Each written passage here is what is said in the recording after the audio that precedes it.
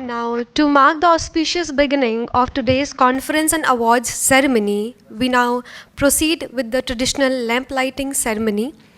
And for that, I would like to invite Ma'am Shania Khanam, Ma'am Saraya Emsri, Ma'am Ann Peggy Ashura, Ma'am Parul Gupta, Ma'am Fareen Syed, and Krishnan Subramaniam, Sir,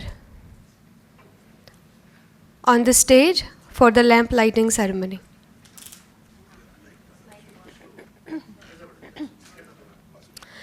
Lighting the lamp symbolizes the dispelling of darkness and the illumination of knowledge, wisdom, and prosperity.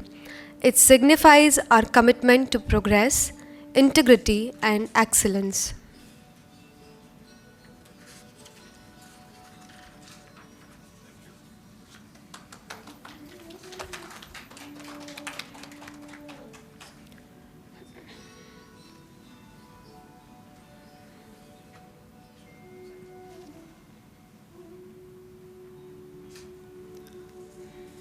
Good morning, everyone, and a very warm welcome to all our esteemed guests, dignitaries, speakers, awardees, and participants to the DG1 Plus proudly presents Golden Aim Conference and Awards, Global Women Leadership Awards, and EHS Awards. My name is Megha Kedia, and I'll be your host for this prestigious event. Today, we gather to celebrate excellence and leadership across various sectors. This occasion represents a unique opportunity for all of us, whether we are industry veterans, budding entrepreneurs, or aspiring professionals, to enrich our knowledge and gain insights from one another. The Golden Aim stands as a beacon of prestige, recognizing and rewarding exemplary achievement and leadership in different fields. These awards, established by DG1 Plus, provide a vital platform to honor the extraordinary contributions made by business professionals who have significantly advanced the growth and development of their respective industries across nations. The Golden Aim presents Excellence and Leadership Awards in the culmination of extensive and meticulous research conducted by a dedicated team of postgraduate researchers specializing in management. This team, which has over 10 years of cumulative research experience, is committed to identifying and recognizing the most deserving individuals in the industry. They have worked tirelessly to ensure that we honor those who have demonstrated exceptional achievements and made significant impacts in the fields. As we proceed with today's program, we are excited to present a lineup of renowned leaders from the industry who are celebrated for their dedication of outstanding leadership. Can I please request Ms. Sania Khanam to come on stage and share the introduction speech with us? Good morning, ladies and gentlemen, and a warm welcome to the Golden Aim Conference and Awards. My name is Shania Khanam, and I'm privileged to serve as the chairperson and co-founder of Golden Aim Conference and Awards. We are delighted to host an exceptional assembly of visionary leaders representing a wide array of industries, each contributing unique experiences and insights that will enhance our discussion today. First and foremost, I wish to express my sincere gratitude to our esteemed guests and speakers. I would like to extend a warm welcome to our valuable clients, partners, and dedicated team members. Your unwavering support and commitment are the driving forces behind our accomplishment today. In today's conference, I would like to share my thoughts that how I see a woman. The word women, W. W stands for wise. A wise woman knows that her voice is her most powerful tool, and she uses it to lift others as she climbs. O. Optimistic. Seeing possibilities and solutions where others see barriers. Think of a mother returning to her workforce after a gap. Others might see lost time or barrier in her resume, but she is optimistic. She sees transferable leadership, the crisis management, the multitasking, the resilience she gained at home. She doesn't apologize for the gap.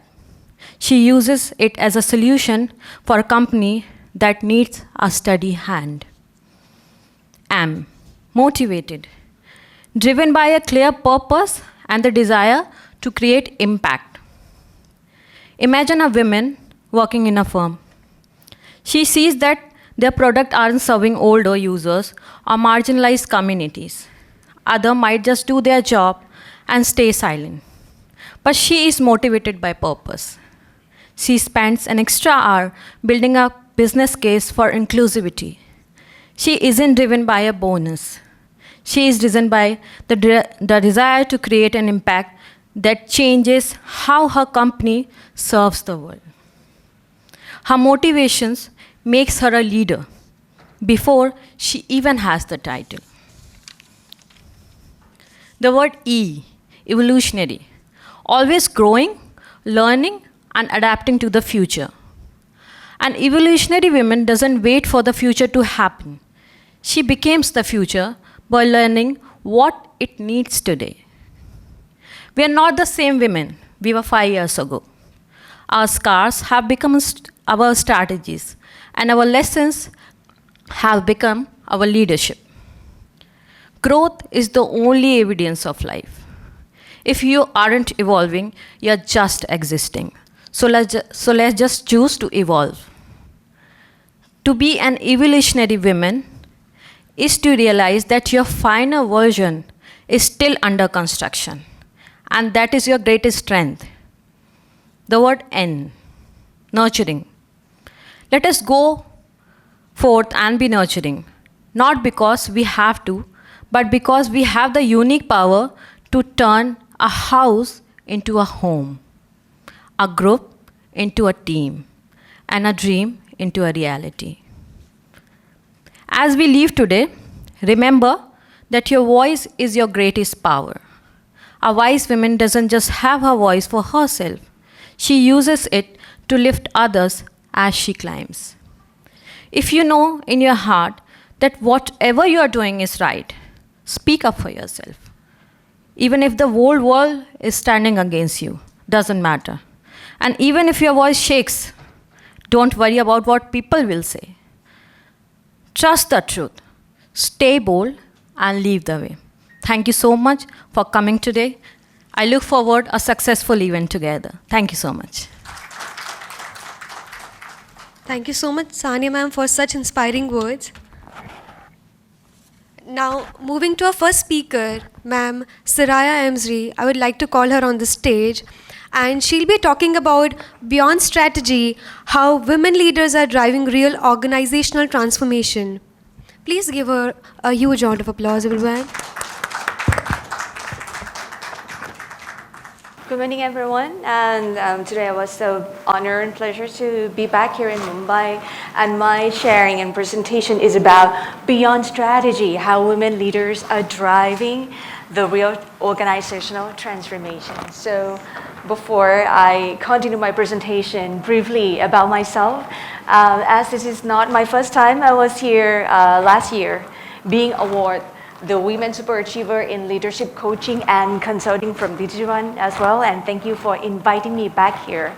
I was based in Bangkok, Thailand, and my role is executive coach and leadership consultant, giving consultation to all my corporate clients, multinational companies, state-owned enterprise in Thailand.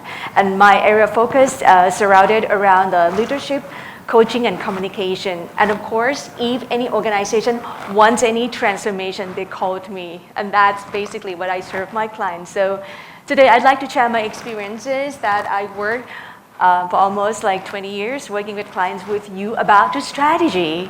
But what is more important than strategy? So let's see. So during the next 15 to 20 minutes, I'll be talking with you about 3 areas.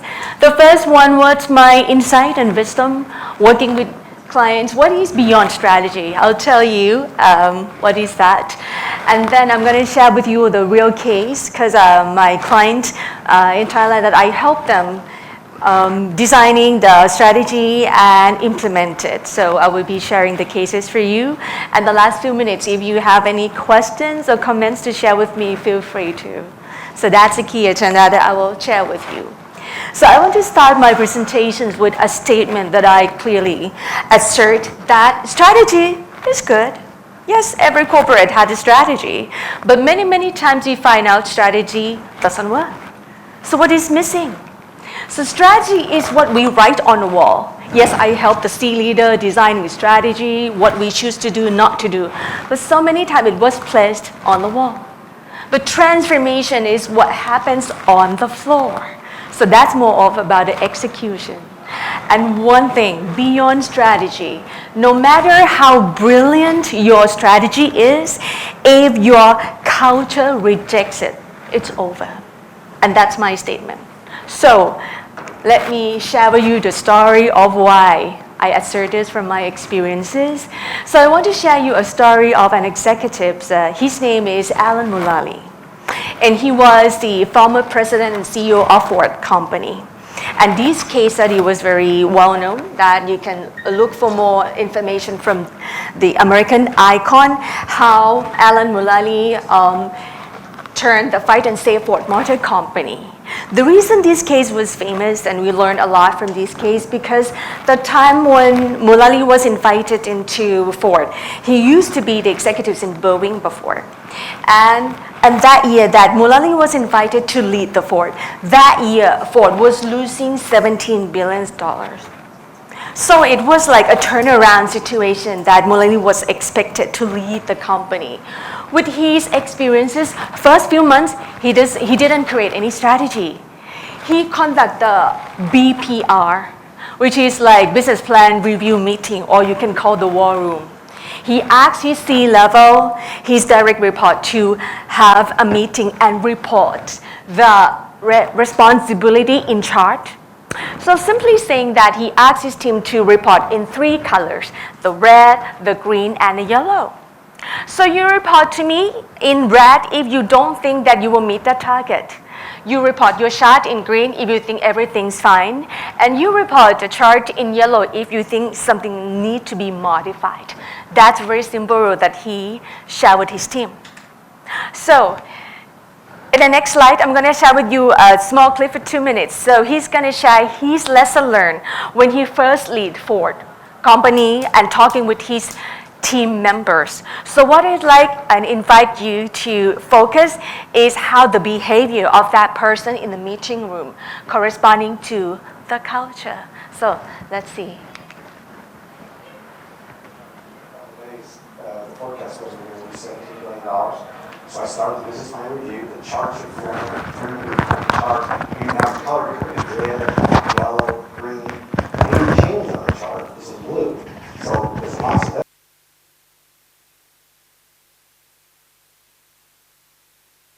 everybody knows the plan. Everybody knows there's a special attention. So the color, we got the charts going. And it was about 3 or 4 weeks. The paint was flowing, and the whole charts were green. And I stopped them and I said, guys, we're going to lose $17 billion. Is there anything that's not going well? Eye contact goes to the floor. Nobody says anything. I remember that culture you asked about. It wasn't okay to bring things up. I mean, it was command and control. People disappeared. So I think another week went by and they were green. And of course, they got me. They got this new leader. What's this leader going to do? And so the next 2 weeks later, Mark Fields, who's the leader of all the Americas business, Canada, the United States and South America, had an edge launch in Oakville, Canada. And they had an actuator issue on the tailgate. So he stopped production because we're going to be best in class. We're not going to deliver one vehicle unless it's done, and it's the best in quality. So he had like 2,000 or 3,000 edges, sitting out on the tundra. Thank God it was cold, so they weren't sinking in. Because when you stop production, it's a big deal. And so up comes his chart for the launch of this new edge, and it's bright red. And I mean, it got so quiet. You know what they're all thinking. It's over. Mark's gone. Gone. He's out of here. And then what's this new guy going to do? So I started to clap. Now they knew that was a sign. The door was going to open. Somebody's going to come in. Mark's out of here. Okay, so the situation you could see in the meeting room, right? Hey, this company was losing $17 billion. How come all the chart was in green? And when everyone was asked like that, everyone's facing down, leave me alone. Strategy was on the wall. Let's make this company profitable, but culture doesn't support you to open up. That's why I say culture eats strategy for breakfast. Right? So that's why I say, well, if you want to lead any transformation, culture is so important. So my question is, if you were Mulali in that situation, how were you going to respond to this situation? Fire Mark View? Yes, no? No. If you did that, no one's going to open up. So what he did in that situation is that, thank you so much, Mark View, for telling me that, how can we support you? Everyone was shocked, You were one of the, committee sitting in that room. Should not tell the truth. But when someone tells the truth, Mulali opens up and offering help. That's the moment transformation happened. So that's the culture has been changed. And sitting in that meeting room, you meet so many genius, executive, high experienced. But so many times we cannot have the solution, not because we are not smart, but because the culture doesn't support us. And that's my conclusion about why culture is important. I want to link back to ourselves, myself and US too. Have you been in a situation, same person in different environment, we react differently? Easy example, I was in Mumbai and the traffic, the way we drive in Mumbai is similar to Bangkok. Very aggressive. When I was driving in Bangkok, so aggressive. But when I was driving in New Zealand, because my kids study in New Zealand, calmly, nicely, very well organized. Even me in the same person, I react, I behave differently. Why? Because of the environment. And the environment in the company is the culture. And that's why I say culture is important. That's beyond the strategy. Okay? So, with that in mind, when I realized that culture is very important, so this is the summary from one of my clients, the secret. If you reduce the price, your competitor can copy you within 60 days. If you launch a new product, your competitors will copy you within 90 days. If you launch a new technology, have a new platform, your competitor will compete you within a year. But they cannot copy your culture. They cannot say, I want that. No, it's the DNA. It's the accumulation of the people and the time that you embed. And that's why I say, this is beyond the strategy. That's the culture. So culture is something what people actually do. But my real work with clients, what I find a lot is the gap between the aspiration and the reality. What we say one thing on the wall, that's what we want people to do, right? But what they actually do is the reality. And that's my role, to help the executives to drive the culture. Okay? So, strategy doesn't mean execution. Value, what we say it's good, doesn't mean we behave it, right? Oh, we should tell the truth, but no one's tell the truth in the meeting room. And intention is not equal to the reality. So the question to provoke our thought as a business leader to lead transformation is that, do your people behave the way you expect them to, or just talk about it? I have a real case with my clients. This is the state-owned enterprise working in the petrochemical, which is called the PTTEP in Thailand, exploration. And think about the culture, male-dominated, all the engineer. Very logical. And then suddenly the company say, okay, let's create the culture. They call the EP spirit. I want to focus on the first E, the explorer. How come very stagnant, operational can have the exploration mind? What I find out is that if you work in this, imagine, because I work with them for so many years, you're full of genius, engineer in the meeting room, very hierarchical. Listen to me, I know more than you. Seniority. So that culture is hierarchical, very controlled. And think about it. If you invite people to explore, I'm a junior in a meeting room, should I say any idea? Will I look stupid? That was culture before. So what I want to change is that they want to change and transform the culture from hierarchy to equality, from control to openness. Because as nowadays in the future, more of Generation Z will enter into the workforce and they don't want to be told. They want to ask, they want to unleash their potential, but the culture doesn't support, right? That's why the management of PTTEP would like to transform the culture. Culture is in behavior, so we set it up. How can we know we transform the culture? First, when people start to speak up, especially the junior. Second one, even better, if they can challenge the ideas of the senior in the meeting room. And at the end of the day, we can make mistake. Making mistake is like commit the crime. For those who are, very right or wrong, black or white. So what we did is that we don't start with the behavior. We invite leaders to see themselves differently, from controller to enabler. And the first thing, we don't talk about behavior, we talk about the mindset or the way they see the world. For example, making mistake used to be commit the crime, right? Silly, stupid, no. Making mistake means learning. How can you learn a new thing without exploring? So within the same behavior, we invite them to see a different way. So we start with create the awareness, or we say it's about the understanding first. Second one, we invite all the top leaders to lead by example. Children see, children do. In which environment we stay, right? So everything should start with the top leader. That's why I do the top down. I start with the top level first and coming down. And last one, we can have one team, one goal. So in that year, I conduct the sessions and start to make the correct understanding with all the top leaders, 89, and with all the 637 leaders in organization. So that's the way we conduct the culture, okay? And one of the person that I worked with during the last 4 years in this company is the CEO designated, who is the female leaders. Think about 6,000 employees in a company, all the engineer, and you are the female leader. Never existed before in PTT EP during the last 40 years. You are the first one. And I talked with her and discussed, what is your secret sauce to lead this and build credibility for this kind of environment of organization? So we conclude, and this is something I want to share from her experiences that I work with her. First, as a female leaders, first start to step up and dare to challenge. That's something you need to unlearn.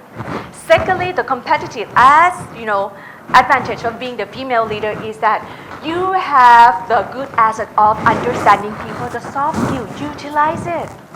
Empathize people when you do the transformation. You will invite people to have the willingness to change, not need to change.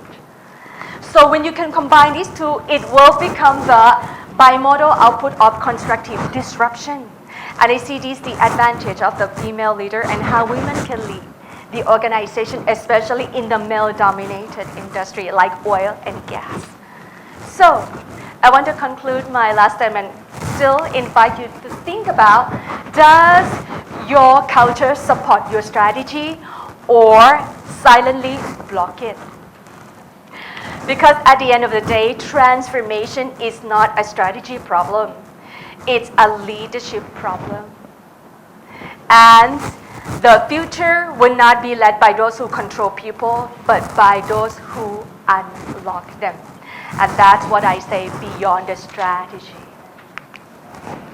Any questions so far? Comments, anything you want to share with me or you want to ask me? No questions mean, oh, I say it nicely. Oh, okay, what are you saying there? Okay, thank you. giving me the feedback. Thank you so much. And last but not least, you can contact with me in LinkedIn. Okay, even though I was not from Mumbai, but we can keep connected. So this is Darius, and thank you so much for having me. I'm so. Oh, question? Hello. Very nice session. I mean, you actually throw a very insightful, how to, what about culture. But Yeah. is there any kind of KPI or to measure this culture? Yes. Yeah. So Okay. which KPI you are using? Yeah, good question. Because I worked with them 4 years, right? The first year, second year, we don't use any KPI because you need to open up and make people willing to change. But we find out, organization doesn't transform because of having fun activity to don't transform. So I learned to combine both soft side and hard side. Soft side means we talk about this, about mindset, open up, but at the same time, the KPI. I need to invite the CEO and all the EVP to embed the KPI and tell the employee that, hey, we are going to measure your behavior. For example, did you speak more or listen more in the meeting room? When you sit in the meeting room at the top of the table, did you ask the question or you just tell them in the old way? So these are something that's a good one that I want to share with you, that I learned the real transformation happens from both soft and hard. Because it was tricky. Culture is very fluffy. It's invisible, but we make it tangible by inputting the KPI. Thank you for your question. Any other questions? Okay, yes.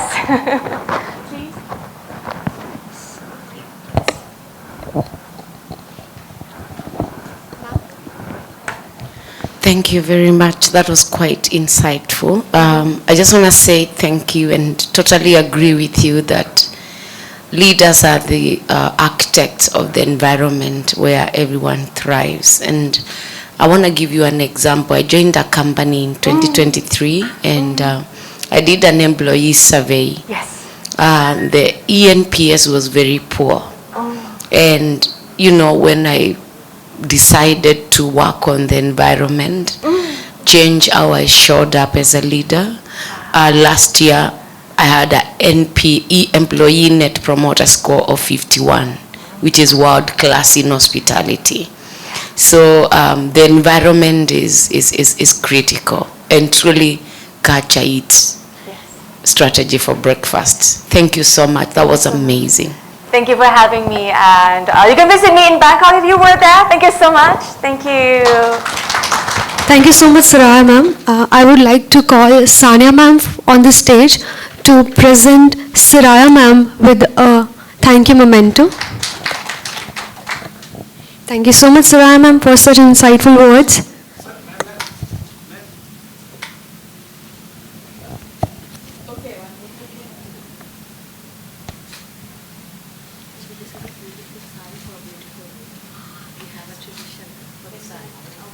So, moving towards our next speaker, Parul Gupta ma'am, and she'll be talking about EHS, Excellence Beyond Compliance.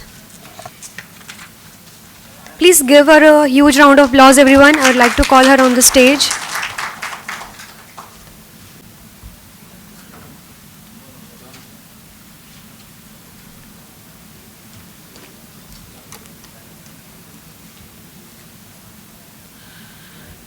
Hi, good. Am I audible?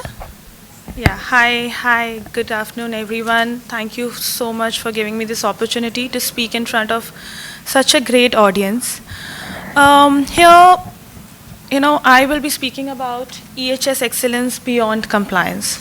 Now, when we say, like Saraya has given a lot, thank you Saraya, but you've given a lot of insights as to what I am going to speak about as well, but in EHS department.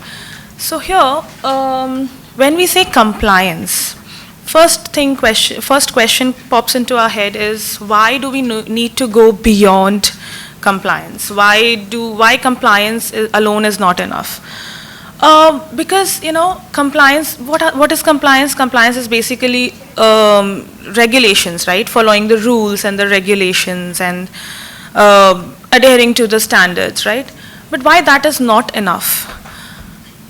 Because being compliant doesn't always mean being safe. So when we talk about EHS, the ultimate goal is to, prevent any kind of harm or or injury to human or to the property equipments, right? So when we say compliance, being compliant doesn't always mean being safe. Why? Because compliance is the baseline, right? If you see, compliance is just the baseline from where it's the starting point from where you need to proceed to excel in any field, right? So what I have observed in my 10 years of experience, that many industries, for them, compliance is just a tick box practice. They are just ticking the box on the papers that yes, we are complying with everything. And then when it comes to implementation part, they're failing. I mean, they fail to implement it. And then again, they raise the question, we are complying with everything. Why are we failing? Why the implementation is not correct? Because compliance is the comfort zone. It's the starting point where, it's the starting point or the basic requirement that needs to be done, for you to be in a comfort zone. But if you want to excel, you need to go beyond it. You need to put in extra hard work. You need to put in extra strategies in place. You need to put in extra efforts in developing a good health and safety culture in the organization. Then only you will be able to achieve that, right? So for true progress and results, organization must shift from merely following the rules to cultivating a mindset geared towards continuous improvement to achieve excellence. Now shifting, how this shift will take place, like shifting from compliance to excellence, how this shift can take place. Like it's a detailed study, but I'll be giving you an insight, like an overview as to how we can do it, right? First and foremost, to have this shift, we need to transform our mindset from have to want to. So when you say I have to do it, that says that you are obliged to do it. It's an obligation placed on you that you need to do it. That's a compliance.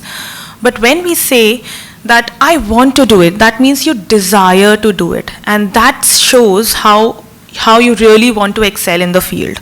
So we need to have that transformation where we say transformation from have to want to.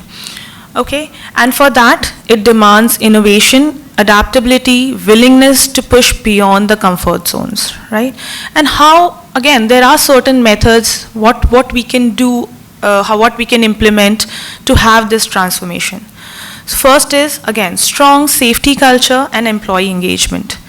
Employees in any organization are the driving force of the organization. They are actually working on ground, getting their hands dirty in the activities that are designed for them, right? So when you start engaging those employees into designing of the strategies, designing of the systems, designing of the programs, ultimate end users are the workers, the employees, right? You're designing these programs for them. When you start engaging them at an early stage in the design phase itself, when you start engaging them, then of course it'll give them a sense of ownership, right? A sense of responsibility, which in turn will help develop a good health and safety culture in the organization. Now, health and safety culture. Culture is, again, what is culture? Culture is the behavior, the attitude towards health and safety. Here I'm talking about EHS culture, so behavior or attitude of all the employees towards health and safety, right? So if they have the sense of ownership and responsibility, automatically their behaviors towards health and safety will change. Their attitude towards health and safety will change, and that will develop a very strong health and safety culture in any organization. Next is proactive risk management. Now, proactive risk management is when you start involving EHS team from the designing phase. We have often seen that EHS team comes into picture in the later stages where implementation needs to be done and management, maintenance needs to be done, right?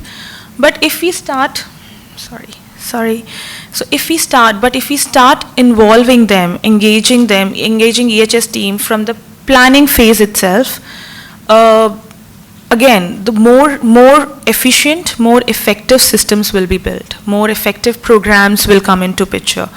More connective, relatable programs will come into picture. Because if you'll do it at the later stage, whatever shortcomings were there in the design phase will be addressed later, which is again will take a lot of efforts to trace back and implement it again, right? Next is partnership among cross-functional teams to build integrated EHS system and EHS implementation.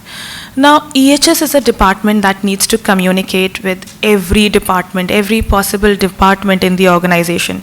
So be it your operations department, be it your HR department, right? Every department interaction from EHS is must. So EHS has to interact with everyone, right? So when we come with the partnership, if EHS is partnering with the cross-functional team, then these, because again, EHS is not a functional team, a functional body in the organization. EHS is the advisory body in the organization. So when we say that we need to implement this program onto grounds, you can't expect an advisory body to implement the programs and the systems successfully into the system, into the organization, right? And in organization, for it to be implemented correctly, it needs to come from the functional bodies who understand how to implement, to what extent to implement, and when to implement. Designing of these can be done because again, EHS body, EHS team is very well aware of the regulatory bodies, the obligations, the compliances, so they can develop better programs. But this will be implemented into the teams, onto the end user. This should be delivered to the end users through the functional teams, through the cross-functional teams, right? So again, these programs need to drive through the cross-functional teams, for which EHS teams must be involved with every team possible because they are the ones who are building the programs for the end users. And next is continuous improvement and using industry best practices. Now, continuous improvement is something that we follow in our day-to-day life also. We are making efforts to continually improve ourselves, right? Similarly, when we talk about industry, when we talk about organizations, continual improvement is a key. When we say PDCA, for example, PDCA cycle that we follow, everybody knows of it, right? Plan, do, check, act, plan, do, check, act. So when we are doing planning, when we are following the PDCA model, it is nothing but continuous improvement, right? It shows continuous improvement. So to continually improve, what we need to do, we need to be updated with the current best practices. And for that, EHS team needs to step up and introduce the best current practices to the organization. But for that, your EHS team needs to be empowered. They need to feel free, they need to be allowed to speak up and talk about what are the best practices, and their input should be considered and should be put in the systems that they are building, right? So EHS team needs to step up to introduce the industry best practices to make an efficient system and to make efficient practices and model.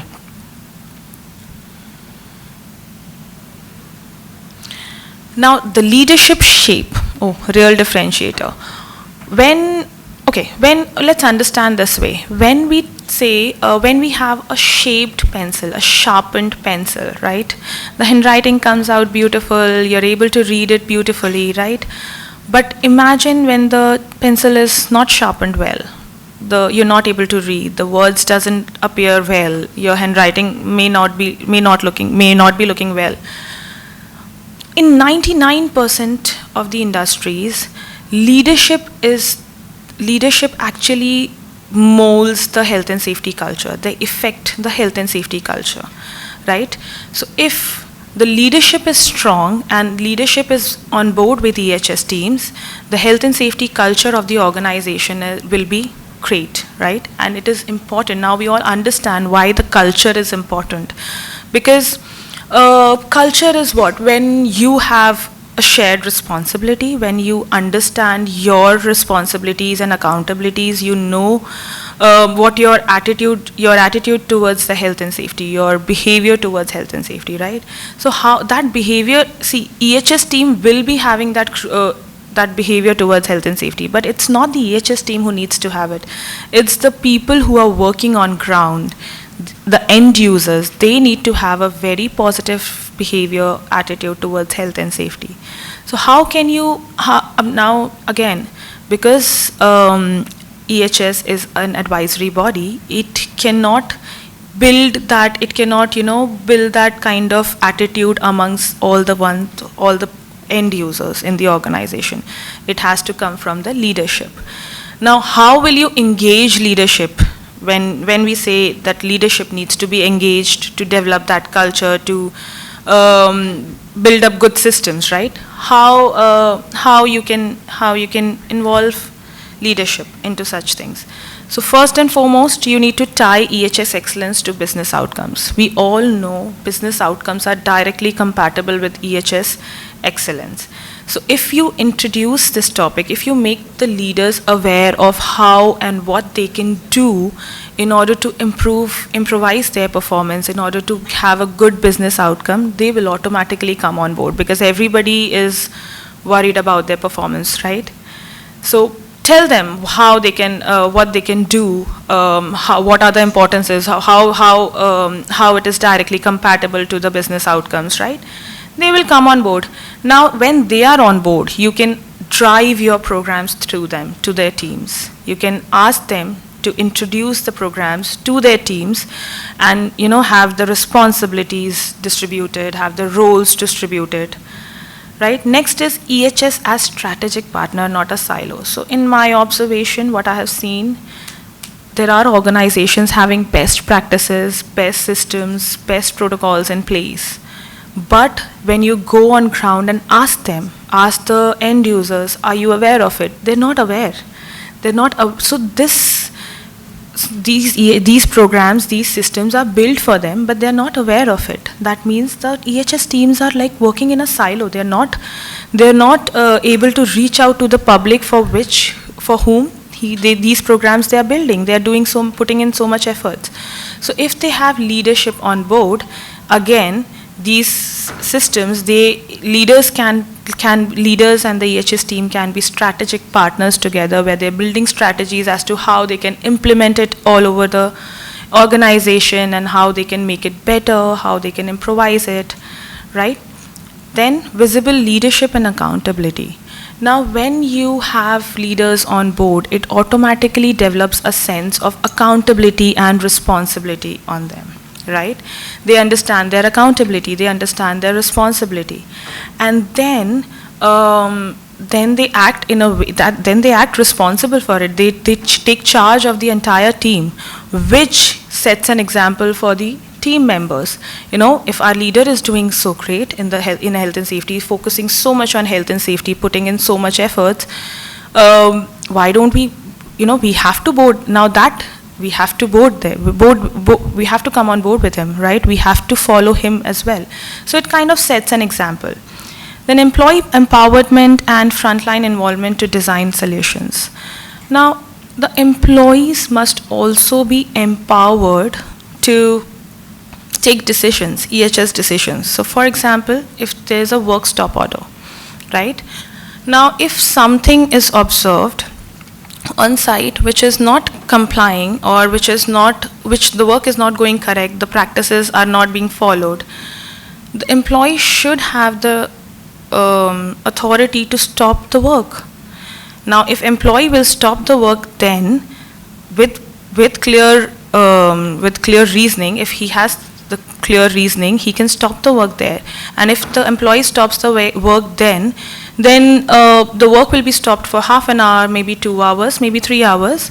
But what if this activity is not stopped and it turns into an accident? Then work will be stopped for I don't know how many hours or days or months, right? So employees must be empowered to involve. Also, employees must feel empowered to give suggestions. You take their suggestions because they're working, right? They know the practices inside out. So they will be giving you good, effective solutions which you can actually implement and make your system better. So their inputs are their participation is very, very valuable. And then rewarded safe behaviors. Now, rewarded safe behaviors, like if you reward their safe behavior, it will again, they will be motivated. It will develop a sense of motivation in them to work more better and to earn more rewards, right? So that is how leadership can help to develop a good culture. Then technology solutions. Tools and systems to achieve EHS excellence. Now, technology solutions nowadays, in today's today's world, when AI is playing a major role, you can utilize that into your EHS programs as well, right? You can use the technology. You can have AI tools in place. So there are integrated EHS management system that provides centralized data. So now there are multinational companies who have projects going multiple areas, right? Earlier it was difficult because like about 4 years back, we had to do everything manually, like all the forms, all the reporting, everything manually, and for which people used to feel, people were reluctant to actually go ahead and do the paperwork because it was too hectic, it was too tiring, right? So nowadays, you have integrated EHS management system where mobile reporting can be done, where online reporting can be done, so that all the data can be collected, centralized and accessible at every location to the authorized person. So that is something that we can use.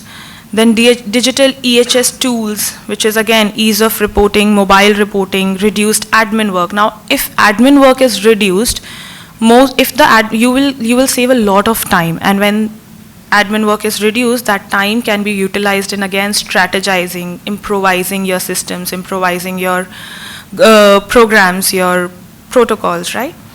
Then learning management system to train employees. Now, earlier we used to have face-to-face trainings. These days we have virtual trainings. We can't say which one is better, which one is not, because it depends on people who are attending it. But if we have a centralized learning management system where consistency of training can be maintained. So earlier, multiple trainers, there were cases where trainers were not good, so the training program was not successful or efficient. Now we have centralized or online learning management system where we can put up the training sessions, and again, the people, the end users can anytime go and attend the training. They can have the refresher training. If they forget something, they can again access it. So that kind of gives the ease and the consistency in the delivery, in the training quality. Then track compliance and safety performance in real time. Now, you can track compliances and safety performances online or through AI systems. So I recently went to a construction site of data center where they were using AI cameras, okay, to detect the non-compliances.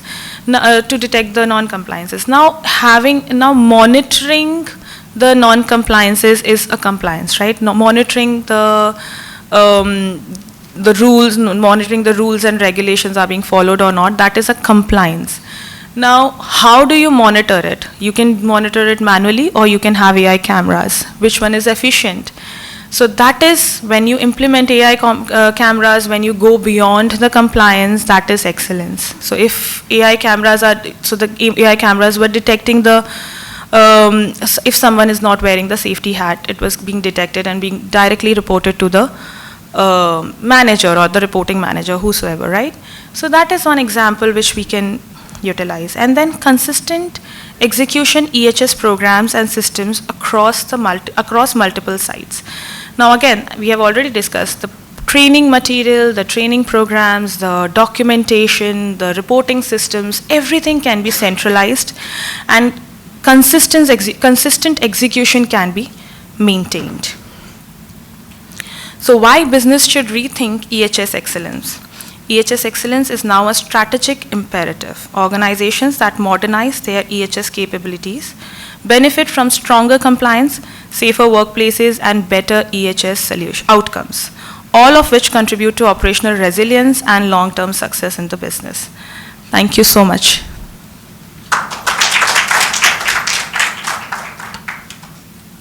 Thank you so much, ma'am, for your words. I would like to call upon stage Shania ma'am to present Parul ma'am with the thank you memento.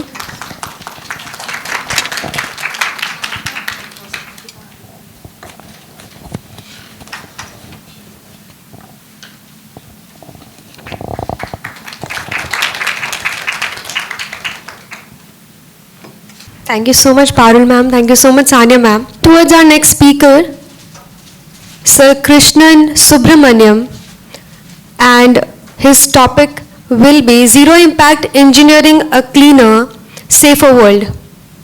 Please give him a huge round of applause. Let me introduce myself. I'm a chemical engineer with 40 years of work experience, and it has largely been in India's greatest company, Reliance Industries. So I am very proud to say that I joined them as a graduate engineer trainee, and I retired as head technology and had a very good career. And it started small in the mid-80s in the petrochemical field, and then it has become bigger and bigger, and it's now become a global major. So that's about the association with the company. And after Reliance, I have been a freelance consultant to Indian industry, and I have been able to travel across India and some places in Asia and Africa to sort of make operational improvements and performance improvements, and then basic process safety improvements, etc. So when you say zero impact, how can it be zero impact? How can industry have zero impact? I mean, the title itself is a bit contrarian in the sense, how can industry survive with zero impact? I mean, is it possible? Come to think of it, is it possible? Yes, definitely it is possible. See, industrialization has begun just say 300 years back with Europe as the pioneer of industry, and then later on US has taken it to greater heights, and they remain the technology pioneers in many ways. Manufacturing has now shifted to Asia. So right now I'm trying to talk about in a global perspective in terms of how things can be engineered, how things can be made better for least impact to each of us. See, India has been basically an agrarian enterprise. So from an agrarian enterprise to become an industrial major, it has taken a lot of efforts, lot of challenges. Come to think of it, European world is basically a Christian world which has got only one Sunday off, one off. Whereas in the context of India, you have so many religions, so many functions, so many different things happening in the family and among friends that everyone needs an off on the same day. So if you're going to work and as a team effort, if there is a situation, there is a Diwali, there is a Eid, there is going to be Christmas, how are you going to give leave to each of them? The shop floor will be empty. So that's the kind of impact which we need to understand, right from having people who will be mature enough or to be trainable enough to make it happen that yes, this time I will take off this year, and next year the other guy can take off, and then so that there is balance. Otherwise, हर दिवाली में मेरे को छुट्टी चाहिए, that cannot be the approach. ठीक है, शादी है, एक बार शादी है, then definitely you can be given leave. But then That's the way things are. Industry per se is always at remote locations. You don't have industry in the metros. I am talking purely in the context of India. Delhi, Bombay, Chennai, I mean, among the east, west, north, south part of it, the Britishers have given us a good legacy of railways and how things have moved in terms from ports to the factories to the end products. Given that as a background, are we creating zero impact on environment is a question which each of us needs to understand. See, each of us needs to understand our own self, our own parents, our own family over the last 100 years, and same way our own country over the last 100 years. Let me give a very brief of when we started. I mean, when I say when we started means India, when it became free, it had absolutely no access to technology away from what was there available in hand. And definitely the British, definitely the other forces which were there, they saw to it that we will never become independent. So that's the reason how gradually India took baby steps. First and foremost, zero famine, food security. That's why you had fertilizer as a primary industry to be focused on. Then after fertilizer, it was steel and cement. Then 70s, petrochemicals. So gradually, country has also evolved to be a global major. And today, you can see that China and India were nearly similar in the 90s. But then today, after 30 years, China is ahead of India by about 50 years.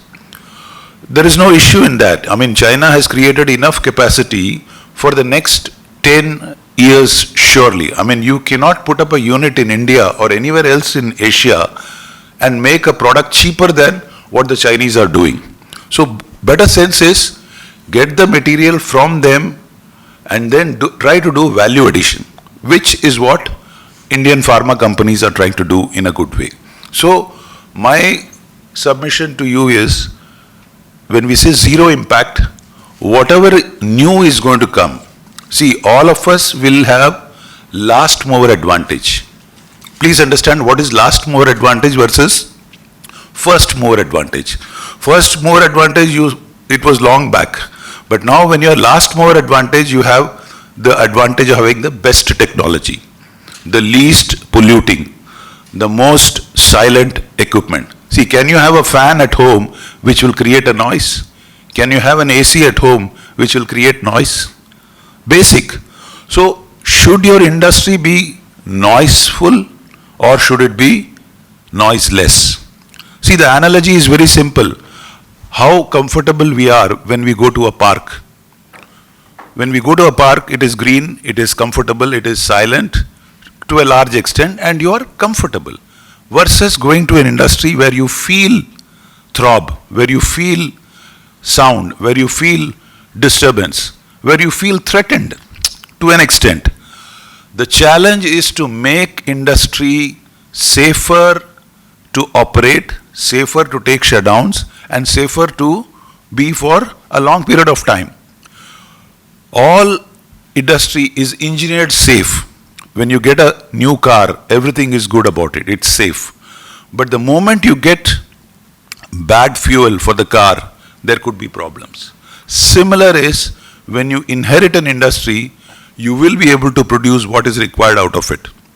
Because you have given the specifications correctly and you'll be able to produce correctly. The moment you want to improve, the moment you want to make more, that's where change is possible, change management. Safe change management is what we all need.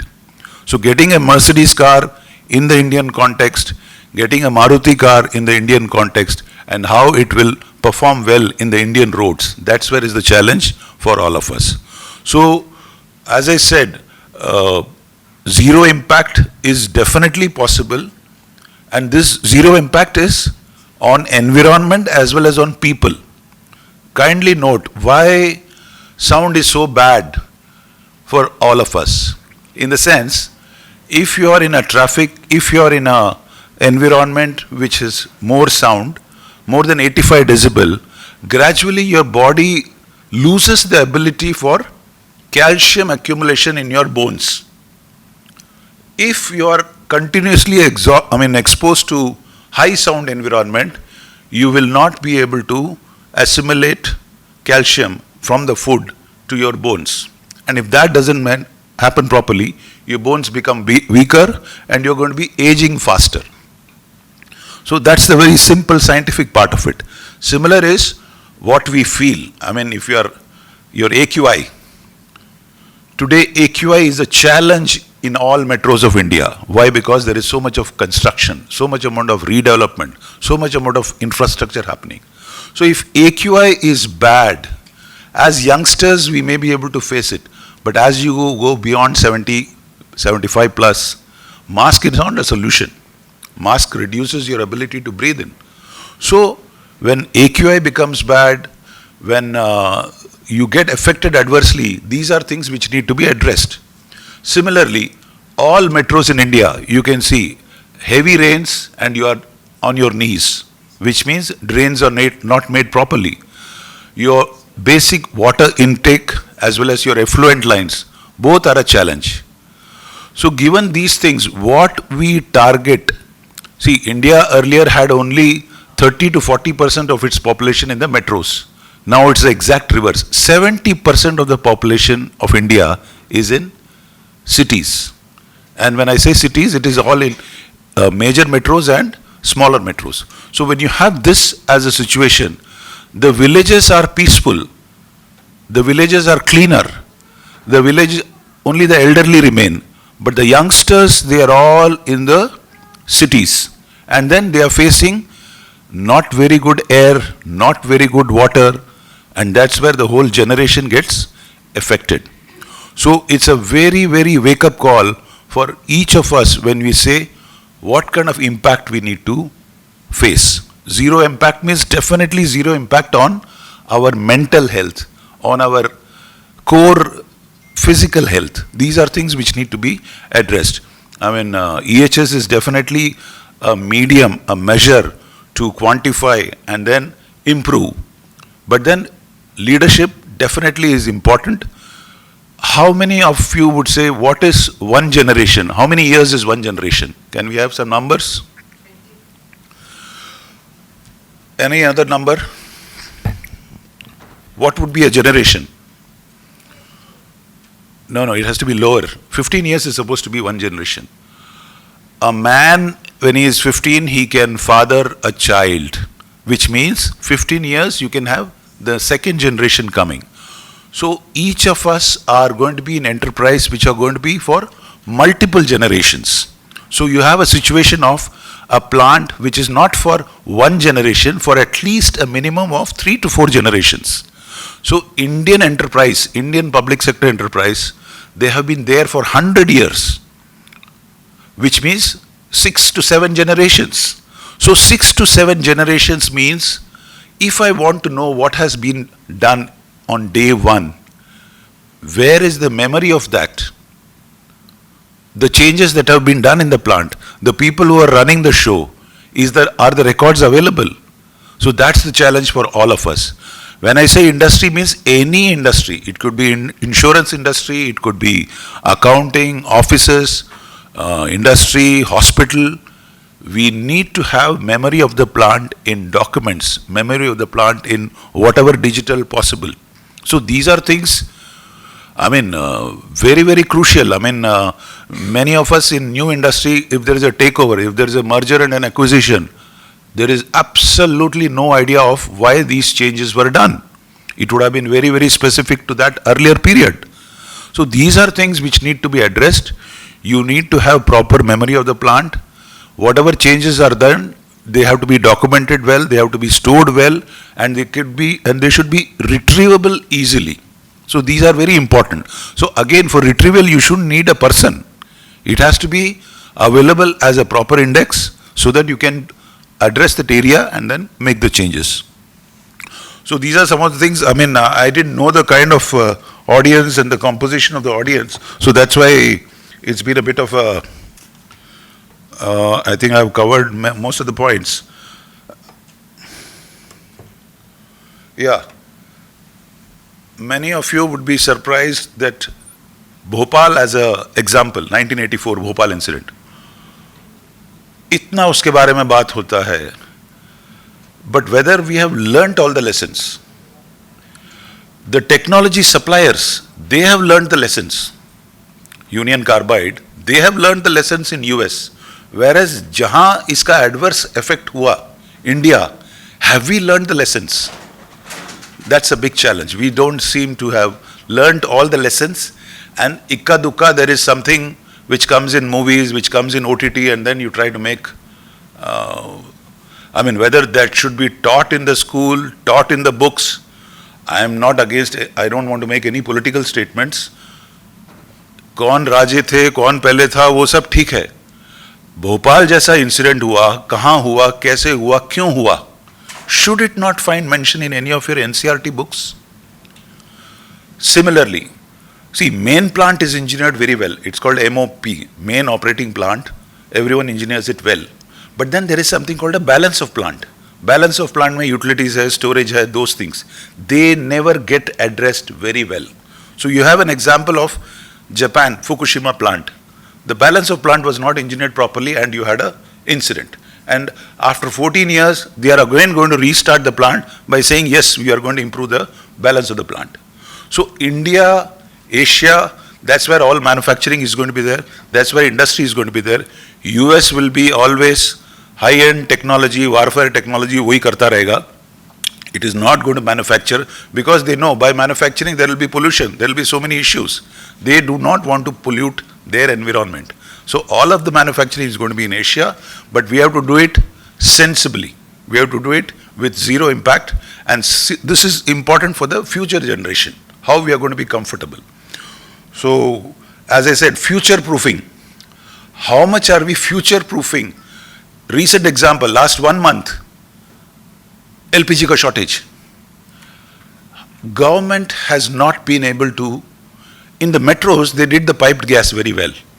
But then same metros, they did not visualize that there is so much amount of commercial LPG required in all the restaurants and the places, and what will be the backup plan?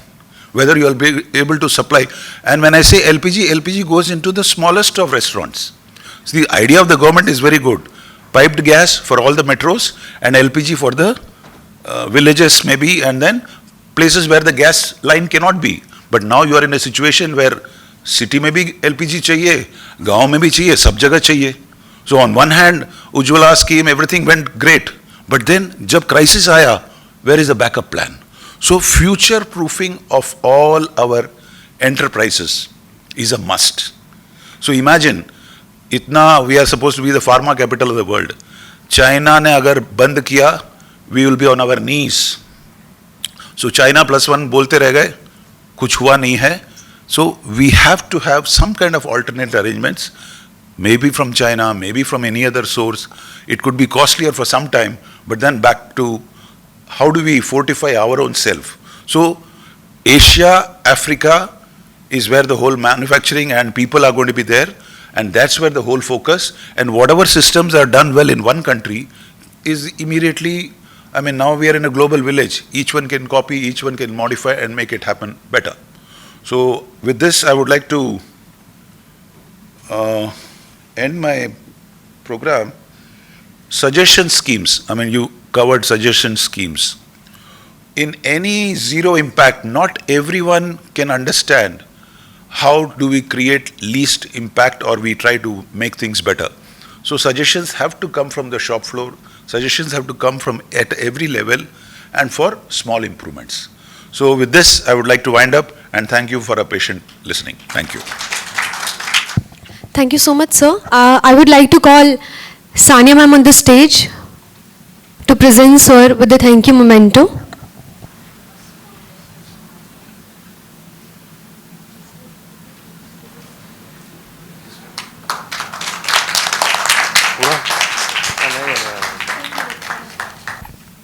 So before we continue with the award ceremony, I would like to say something. I would like to share a small piece that I have written long back.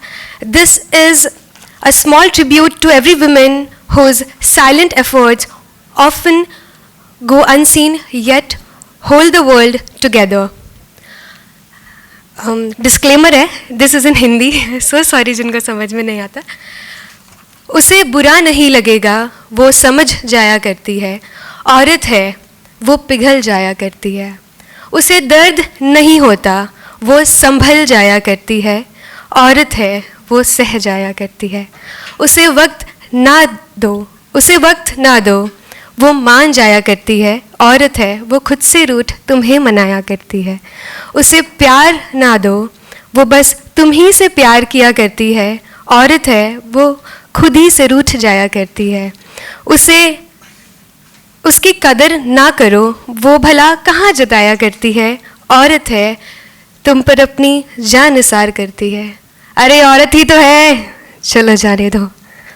May we not wait for occasions to appreciate her because her worth was never meant to go unseen. Thank you so much. All right, without further delay, let us proceed to the highly anticipated award ceremony to recognize and celebrate the exceptional accomplishments of honorees.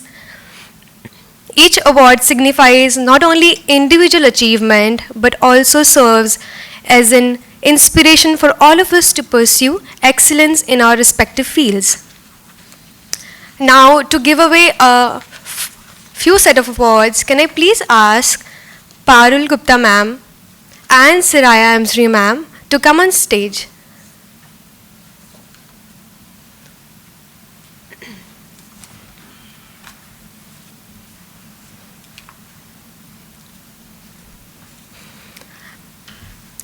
So each name we announce today represents a year of hard work, vision and unwavering commitment. So as their names are announced, let us echo their remarkable contributions. The first category is Most Influential Women CHRO Awards IT Services, and the award goes to Isha Nair, CHRO, Formian Infotech Private Limited. Please give her a huge round of applause. I think ma'am is not there. Moving towards the next category, and that is Innovative Women HR Leadership Award, Digital Transformation, and it goes to Sneha Koluru, Senior Lead Manager, HR, OD and Digital Transformation, Bharat Financial Inclusion Limited. Please give her a huge round of applause, everyone.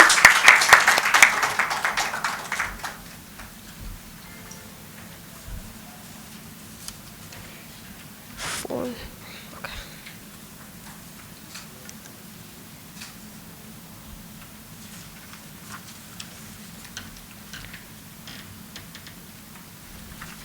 Let the applause going.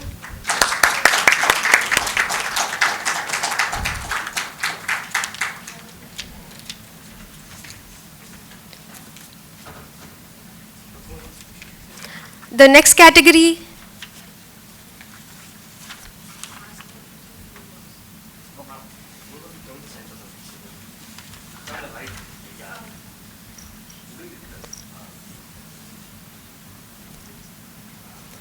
The next category that we have is Women's Super Achiever Award, Hotel and Hospitality Industry, Spa and Resorts, and the award goes to N. Peggy Ashra, General Manager, Anna Shipai Resort and Spa.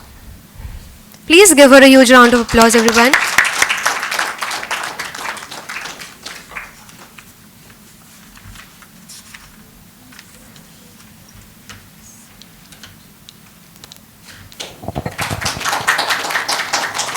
Ma'am, please say a few words.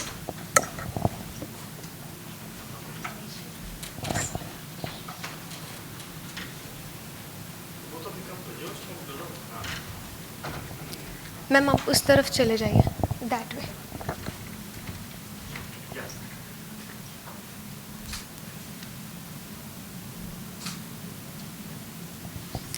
I would like to request Peggy ma'am to say a few words. Good afternoon, ladies and gentlemen. I'm delighted this afternoon to receive this award. I am a very strong believer in reward and recognition, and I believe anything that is appreciated appreciates in value. I flew all the way from Kenya to come and take part in this. I don't know why I did it, but I am glad for the lessons shared in the room. They will go a long way to shift my company from point A to point B. I run a 5-star resort in Kenya. I have about 300 employees. I'm in a very male-dominated field, and it has taken resilience, it has taken support, it has taken, a lot of coaching and impact from other people to get this far. And I want to testify that this is the 8th award in just 6 months. Oh, wow. And I'm forever grateful. Thank you so much, and I'm delighted to be part of this. Thank you so much, ma'am. The next category that we have is Most Innovative Tech Women Leader Award, and the award goes to Pratibha Singh, Lead Technical Consultant, Argano.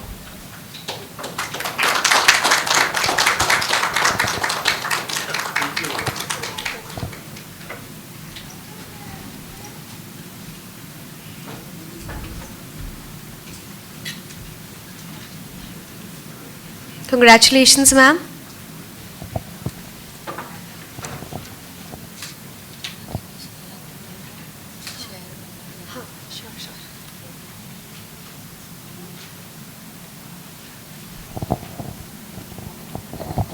Please join me in applauding everyone. I would like to ask ma'am to share a few words.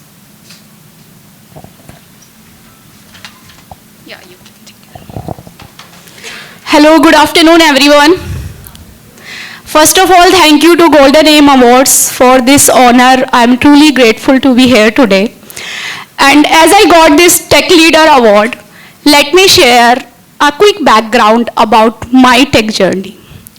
So I belong to a very small place near Meerut city, Uttar Pradesh, where girls' financial independence was rare. People usually concerned about their early marriage and have a family. But I always wanted to be a financial independent and stand my own feet. So with that belief, and despite all those challenges, I started my tech journey.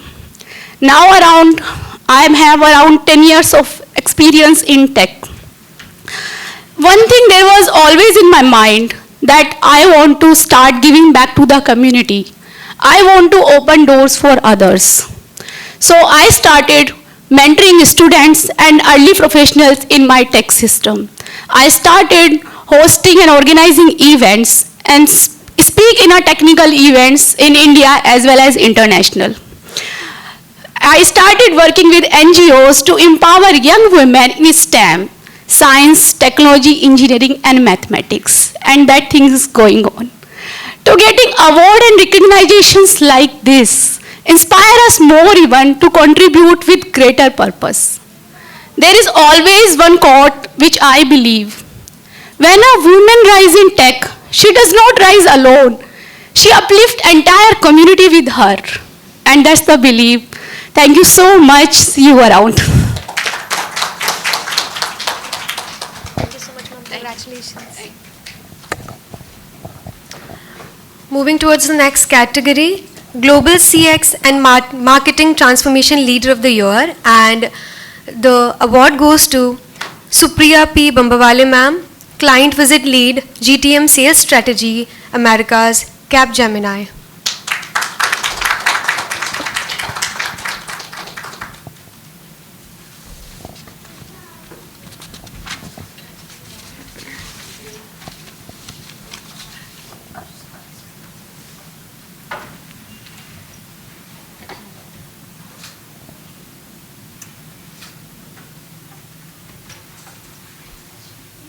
Let the applause continue, everyone. Ma'am, please say something.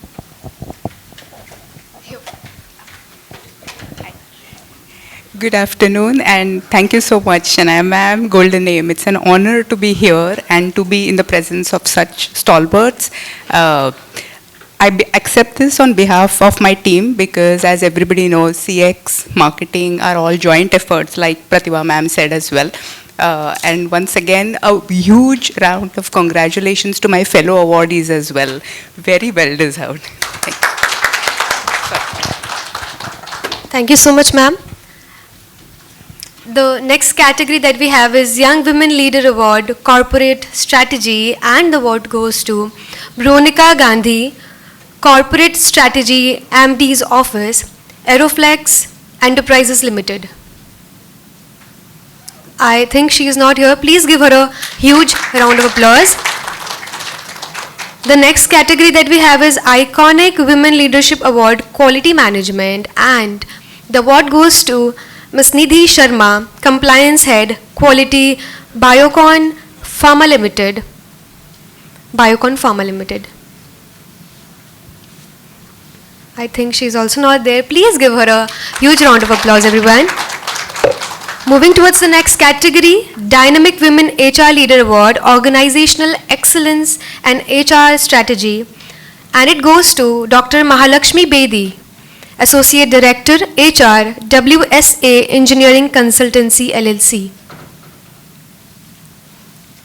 Please give her a huge round of applause, even if she is not here.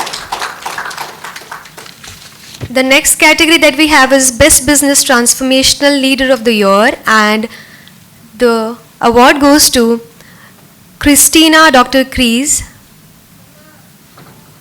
She's also not there. Please give her a huge round of applause. Moving towards the next category, Most Influential Women Leader Award, Marketing and Growth Strategy.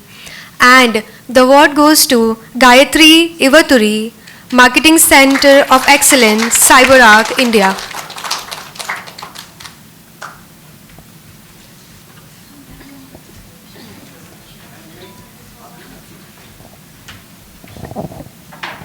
Come on, one more big round of applause, everyone.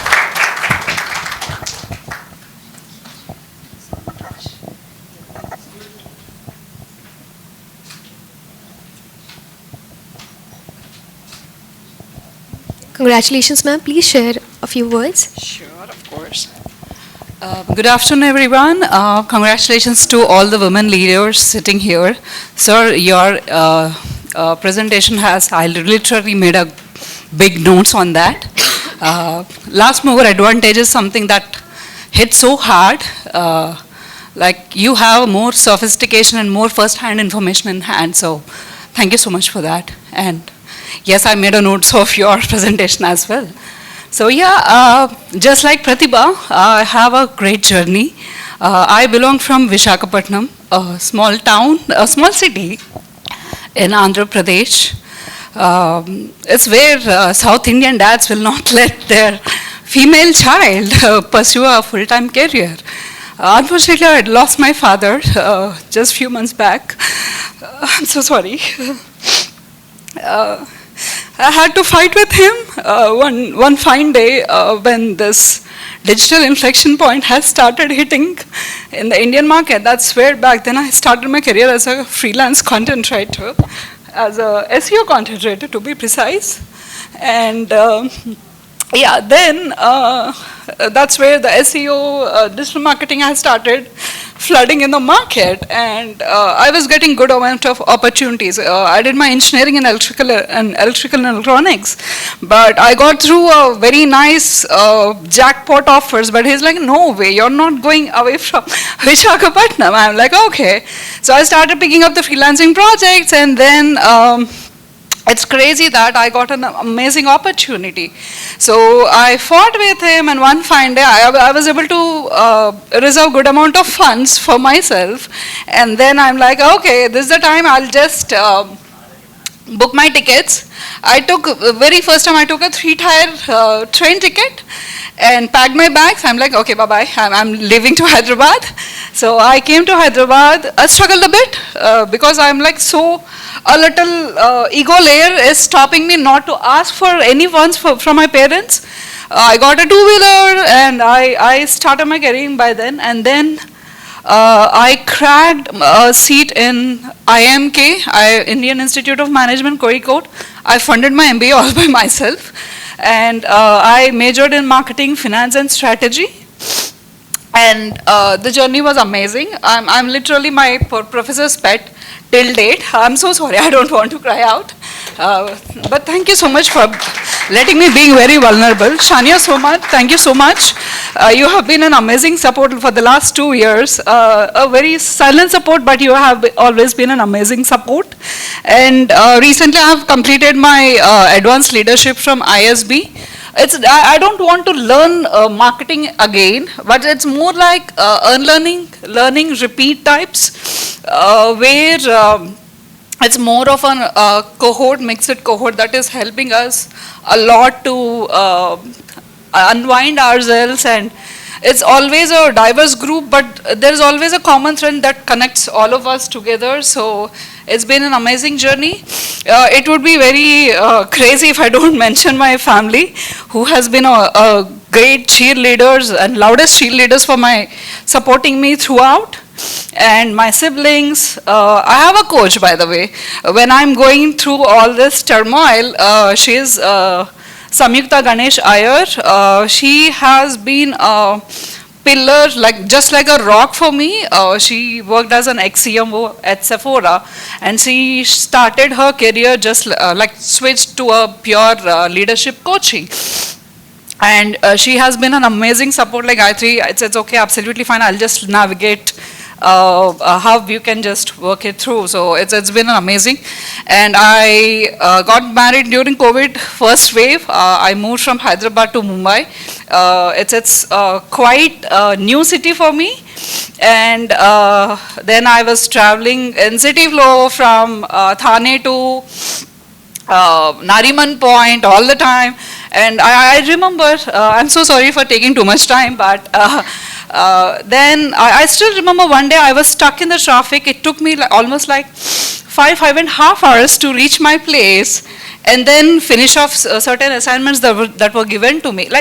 The struggle was not so easy. The way how we, as you rightly said, it's not easy to put a mask and say that we are women, we are supposed to be. So one thing I started imposing or rubbing off in a subtle way to the young women leaders that it's okay, absolutely fine. Start normalizing seeking help.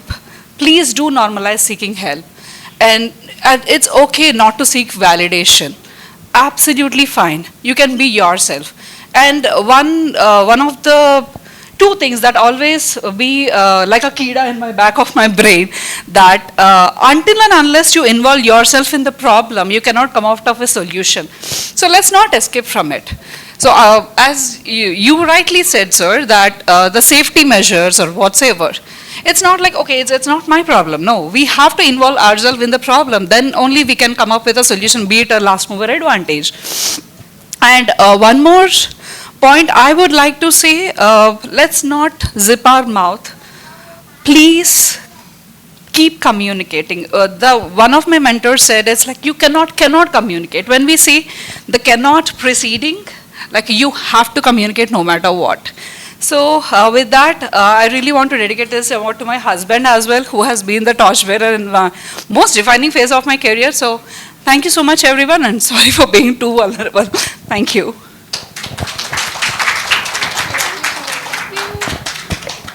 What a remarkable journey. Thank you so much, ma'am, for your words. Moving towards the next category, Most Influential Women Leader Award, Employer Branding, and the award goes to Arpita Rao, Employer Branding Lead, leading consulting firm. Please give her a huge round of applause. She's not here. Moving towards the next category, Most Influential Women Leader Award, Marketing, Communications and Coaching, and the award goes to Rashika Kaul, Marketing Communications Consultant and Life Coach. She's also not there. Please give her a huge round of applause. The next category is Women's Super Achiever Award, HR Quality and Admin, and the award goes to Dr. Ratna Niwar, Director HR Quality and Admin, PHPL. The next category is Most Innovative Women HR Leadership Award, and it goes to Shalini Bose, Director India Talent, More Services, India Private Limited. Please give her a huge round of applause.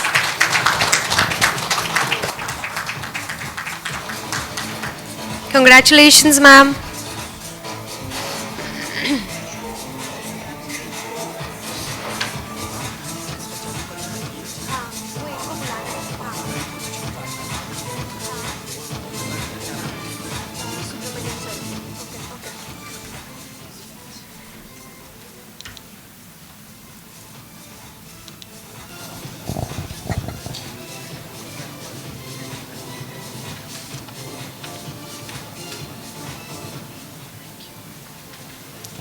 Ma'am, please say a few words.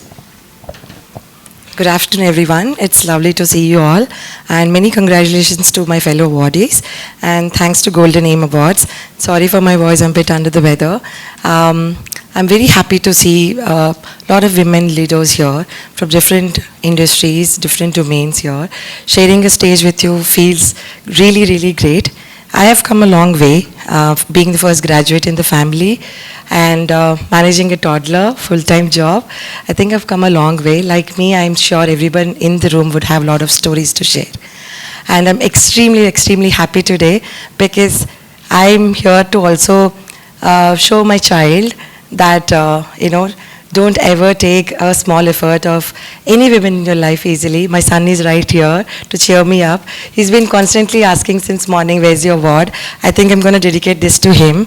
I also have my 3 strong men who support me, my brother and my husband and my son, 3 of them who I always, always look up to, and they're always there for all my ups and downs.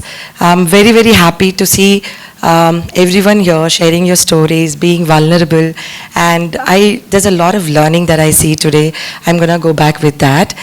Though from an IT industry, I have very, very less interactions with anybody from plant or industries, but I'm very happy that I have a lot of takeaway too. And something that I would request everyone in the room, men, women, all of them, to go back to, request, or I would say a small promise to yourself that you can make. Please, please endorse all the women at your workplace or at your homes. Even if it is a small effort, please endorse it, right? A small bit of acknowledgement also can go a long way.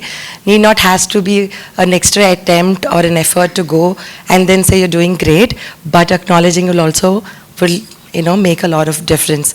And while I stand here, and no complaints, no ranting, but I'm still not in a place where I know women are not paying equal to men, even in today's time. And I request everybody in this room who's leaders, who are going to be future leaders, to keep this in mind when you design your workforce.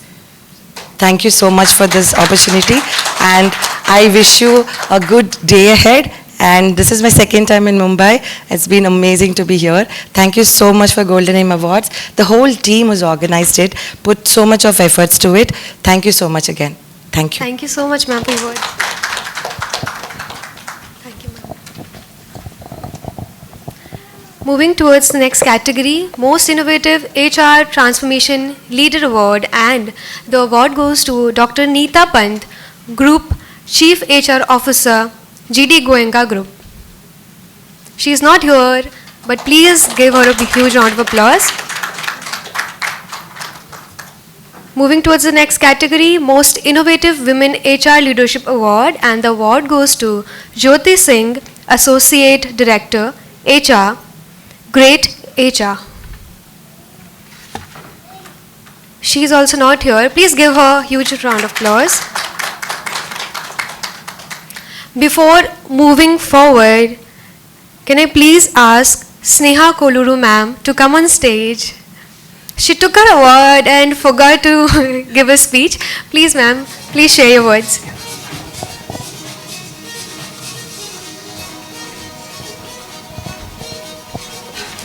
Congratulations once again. Thank you so much. Good afternoon, everyone.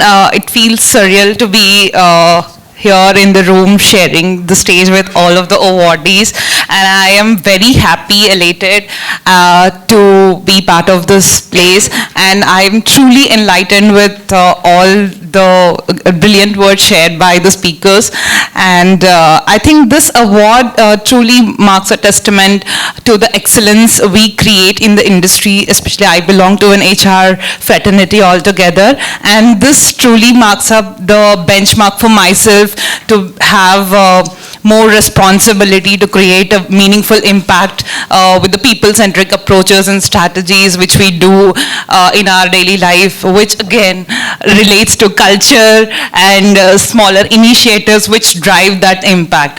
So I think that gives me a lot of responsibility to create more and more impactful things. And I am really honored to be part of this place.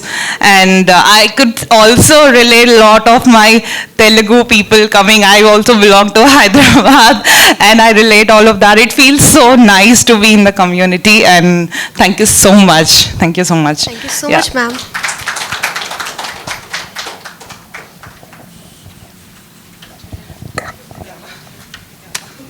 Congratulations, ma'am.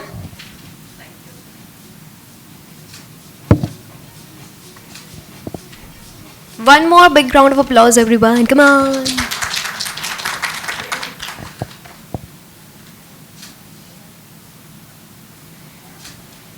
Thank you so much. Thank you. The next category that we have is Iconic Women Leadership Award, Brand Management and Corporate Communications, and the award goes to Dhara Kapadia, Chief Brand and Creative Officer. Let the applause going, everyone, come on.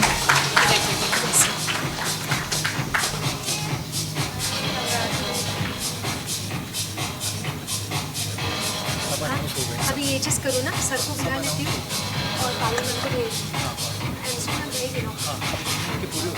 हाँ हाँ मतलब आए नहीं उनका तो मैंने बस ऐसे ही कर दिया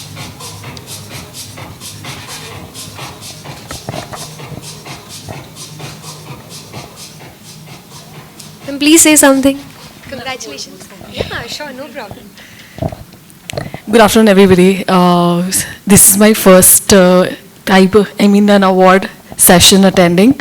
Basically, I've arranged events for the industry. I come from a shipping and logistics background. Been there for 20 years.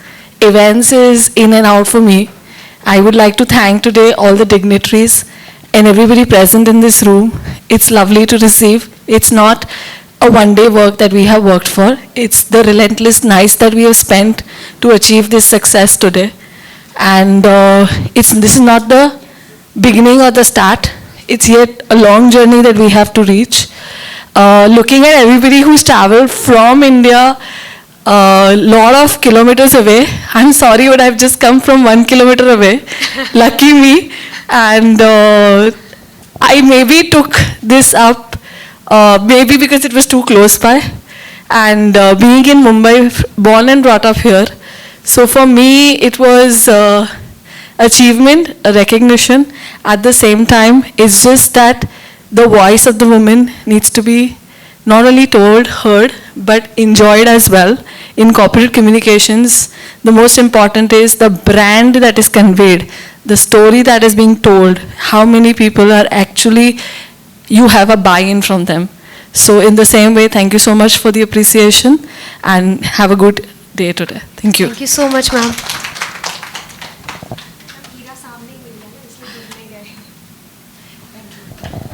Thank you so much, ma'am. Parvi ma'am, thank you so much for being on the stage. Thank you so much. You can have a seat. But Suraya ma'am, Janam Janam ka saath hai, hamara tumhara, please be on the stage. I would like to call upon stage Sir Krishnan Subramaniam to accompany Suraya ma'am on the stage for the award giving ceremony.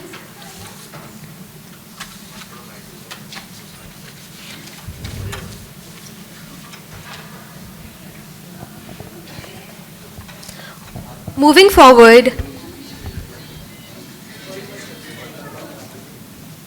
the other category that we have is for EHS Leadership Award, Iconic EHS Leadership Award, and the award goes to Dr. Bairagi Charan Mohapatra, Head HSE Thermax Limited.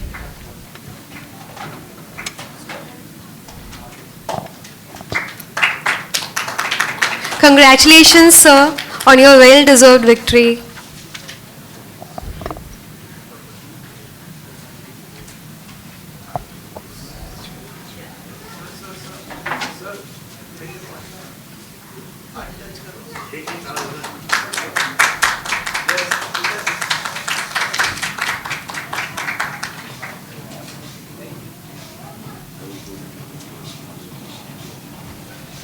So please say a few words.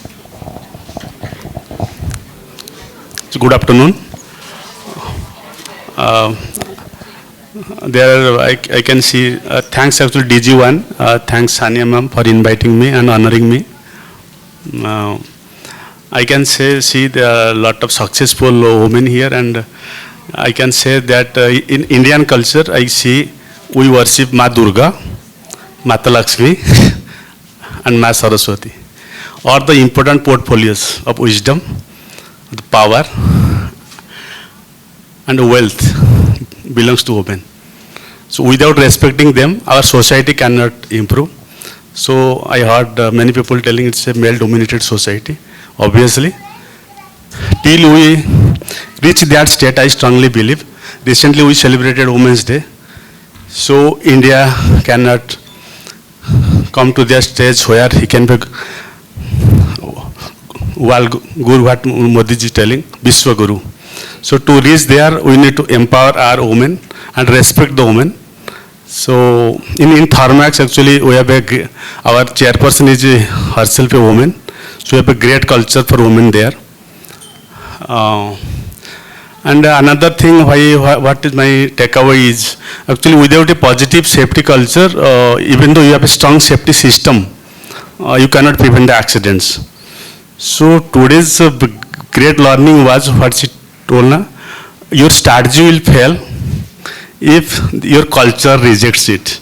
It's a great takeaway, and I have noted it, and I will write something in my LinkedIn profile on this.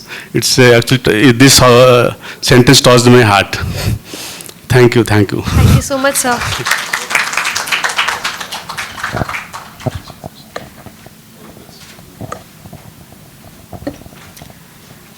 The next category that we have is Iconic EHS Leader Award, and the award goes to Rajesh Arvind Hazare, HSE Manager, Science Co, Specialties India Private Limited.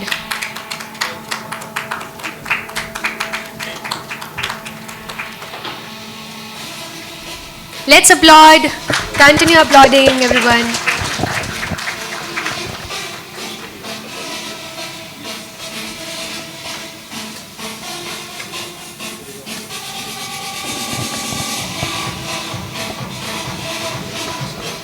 I would like to request sir to say something. Good afternoon. Thanks Golden M for honoring me on this occasion. I think we talk about lot about culture, strategy, behaviors, and all the EHS related. I am going to talk about that. So our Science Co is a global multinational company having a lot of sites in North America, Europe, Middle East, and Asia Pacific also, in New Zealand also. So we have one program which is called a Leadership Safety Dialogues. So leaders need to be connected with the shop floor employees. That is the one need. During COVID, there is a lot of gaps between the leaders and actual working people on the shop floors. So this is now considered as a KPI, not for the shop floor people, for the top leaders. So at least 8 per month leadership safety dialogue has to be completed by each of the top leader, including industrial director also. So that is Science Co concept from 2025, and we gain a lot of benefit from that, improving our safety behaviors and safety culture. Science Co has one motto that care for each other. So you have to care your colleague If I will go beyond that, if every human being will care with other human beings, there will be no war in the world. Thank you very much. Thank you so much, sir.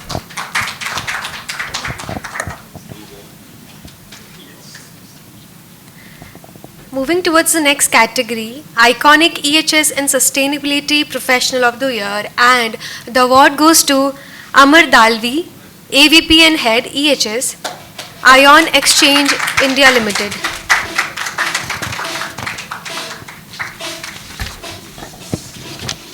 Congratulations, sir, on your well-deserved victory.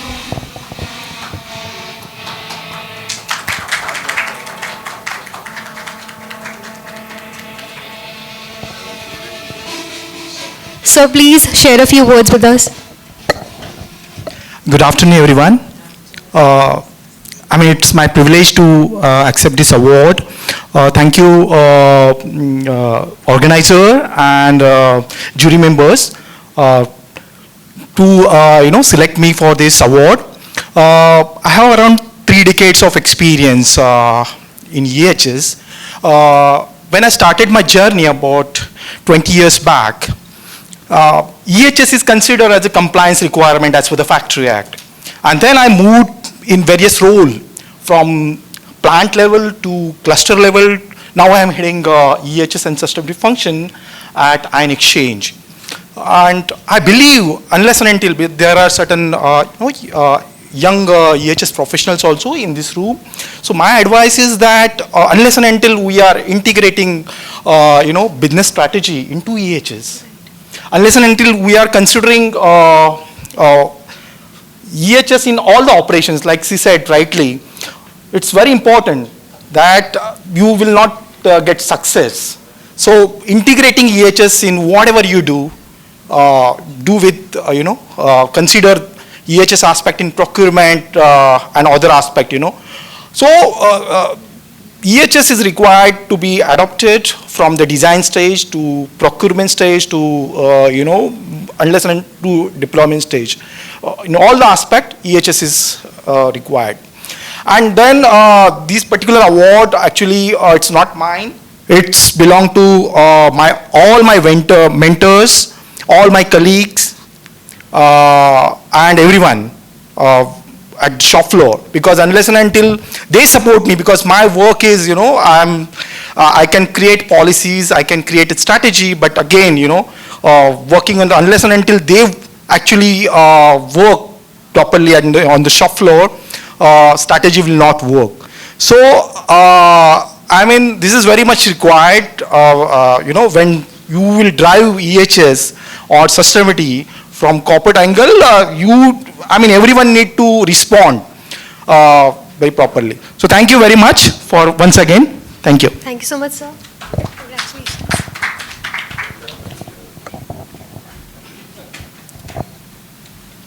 Moving forward, for excellence and leadership in EHS, the most influential women leader of the year, EHS and facilities, the award goes to Faiza Patel, Head of EHS and Facilities, Laurel, Pune.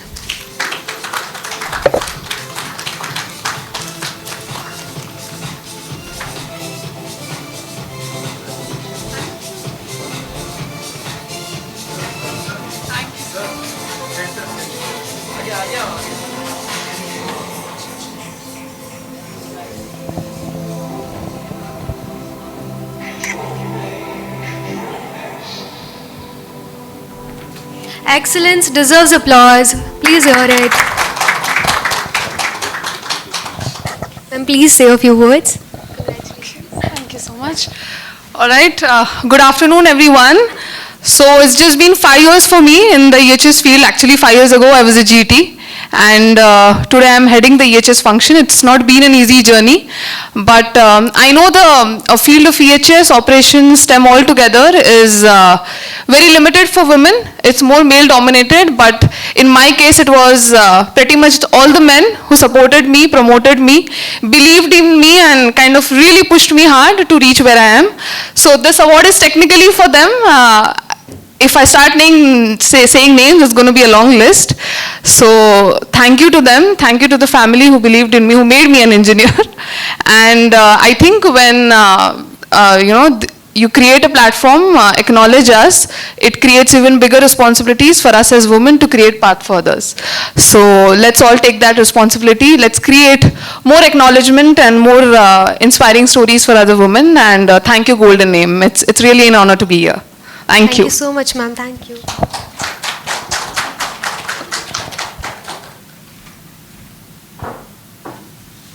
Moving towards the next category, Iconic EHS Leader Award. And the award goes to Samdarshi Pathak, Assistant General Manager, TerraVault Renewables.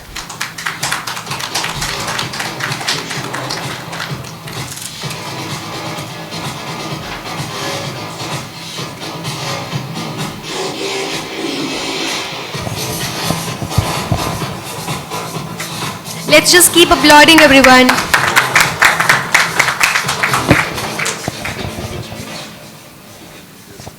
Please share a few words, sir.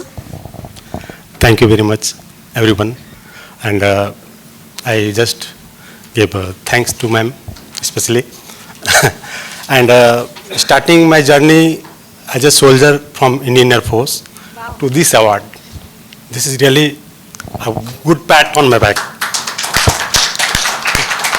So I'll dedicate this award to all my co-workers, all my ground workers, with whom, with their labor, I could get this award. And patting on the back is very important. So, as a safety professional, it is very tough to implement the things in ground, as all professionals are very much knowing. So, for them and for me also, I'll conclude my speech that Dushant Kumar, a writer, कौन कहता है कि आसमान में सुराख नहीं हो सकते? हिंदी है, कौन कहता है कि आसमान में सुराख नहीं हो सकते? एक पत्थर तो तबीयत से उछालो यारो. Thank you. Congratulations, sir.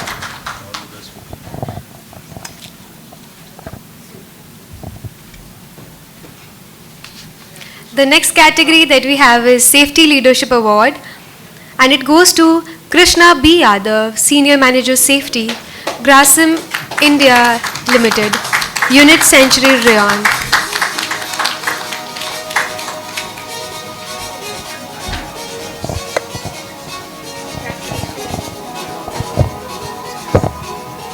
Please give him a huge round of applause. I would like to request Sir to say a few words. Good afternoon all, and thank you Golden Aim and the jury members who selected me for and honor me these awards. So Grasim, I'm working in the last as a EHS guy from the last 25 years, and currently working in the Grasim Industry Unit Centurion in the safety field only. So now we are looking after the safety and sustainability, and when the sustainability comes, then we have to drive the safety from the root level to the top. Always we can see the safety starts from the top level, but when it will cultivate it to the bottom, when the top will adhere to the safety norms and all this. So only the safety, when we concern about the safety, there are the two types of the safety. That is the workplace safety and the other is the process safety. When the sir is giving the examples of the Bhopal, so we are not considering Bhopal. Bhopal is a case study, but when we are adhering to the safety, we have to focus on the process safety management. Or when the process safety management comes to down the line, it will be cultivated completely. This is the first line. When the front line engineers are empowered to take decisions, when they are motivated, when they are communicated, and then they raise voices against every hazard, then the safety culture will cultivate it. So thank you, Golden Aim. And this was the enables every individual safety professionals So thank you, Golden Aim. Thank you. Thank you so much, sir.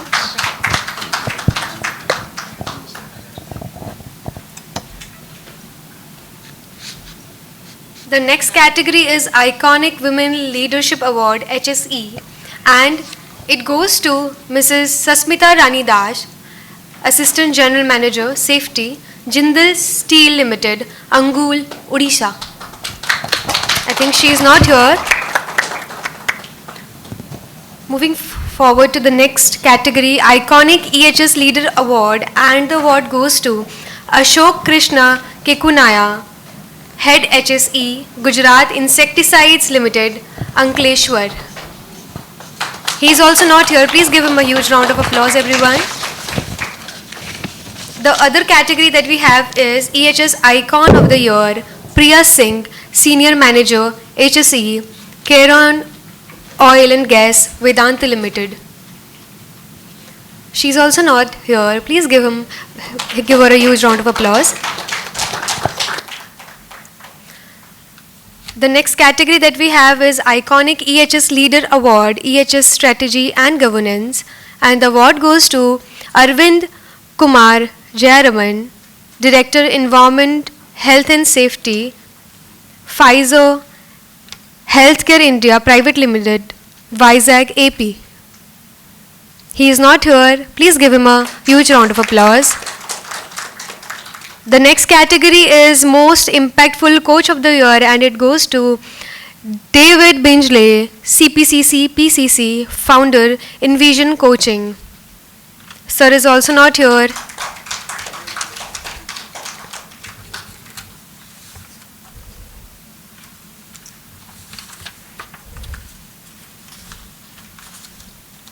And with this, I would like to ask Siraya M3 ma'am and Subramaniam sir to please have a seat, and thank you so much for being on this stage for the award ceremony. So ladies and gentlemen, let's give it one more time for all our incredible awardees, the leaders who define excellence.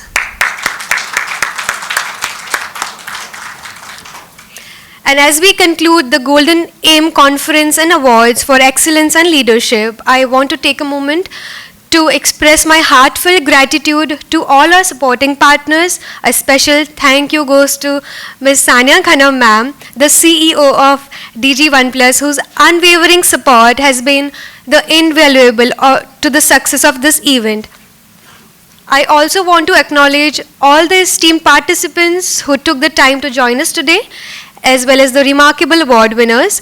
Your dedication and hard work are truly commendable.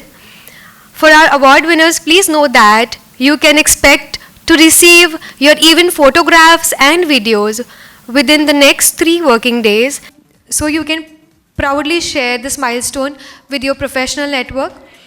I would like to encourage all delegates and participants to engage with us on social media by liking, sharing, and subscribing to our official The Golden Aim Awards YouTube channel. Your support helps us reach a wider audience and promote the incredible talent we celebrate.